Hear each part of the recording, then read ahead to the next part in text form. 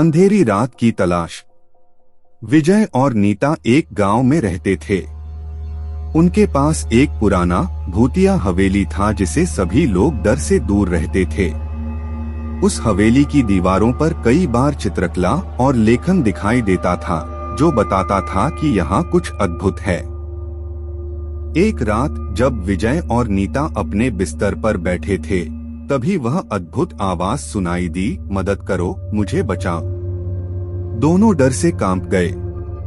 विजय ने अपनी पत्नी को देखा और कहा, क्या तुम्हें भी यह आवाज सुनाई दी? नीता ने भी हाँ कहा।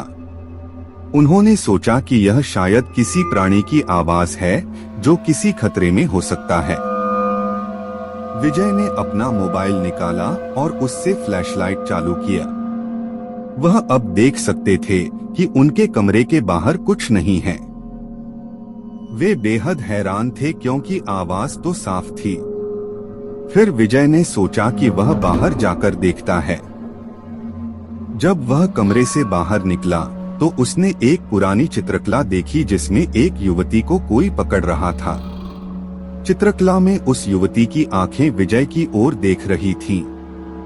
विजय भागकर अपने कमरे में वापस आया।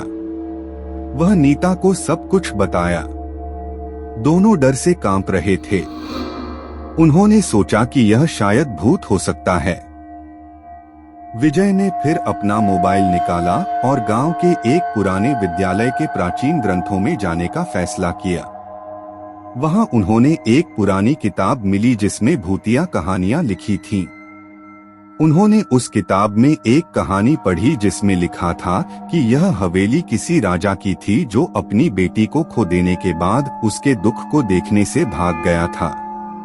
उस युवती ने आत्महत्या कर ली और अब वह अपनी संघर्षण सुनाती थी। विजय और नीता ने समझा कि उस युवती को शायद मोक्ष चाहिए। उन्होंने तय किया कि वह युवती को मोक्ष देंगे। अगली रात वे हवेली में वापस गए।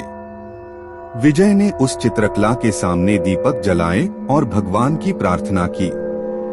अचानक चित्रकला में से वह युवती निकलकर विजय की ओर आई और धीरे से बोली, धन्यवाद, तुमने मुझे मोक्ष दिया। विजय और नीता अब भूतिया हवेली में नहीं रहते थे, लेकिन वे हमेशा याद रखते थे कि उन्होंने एक आत्मा को शांति प्रदान की थी। इस कहानी से हमें यह सीख मिलती है कि हमें अपने भूतिया डर को पार करके सच्चाई को मानना चाहिए।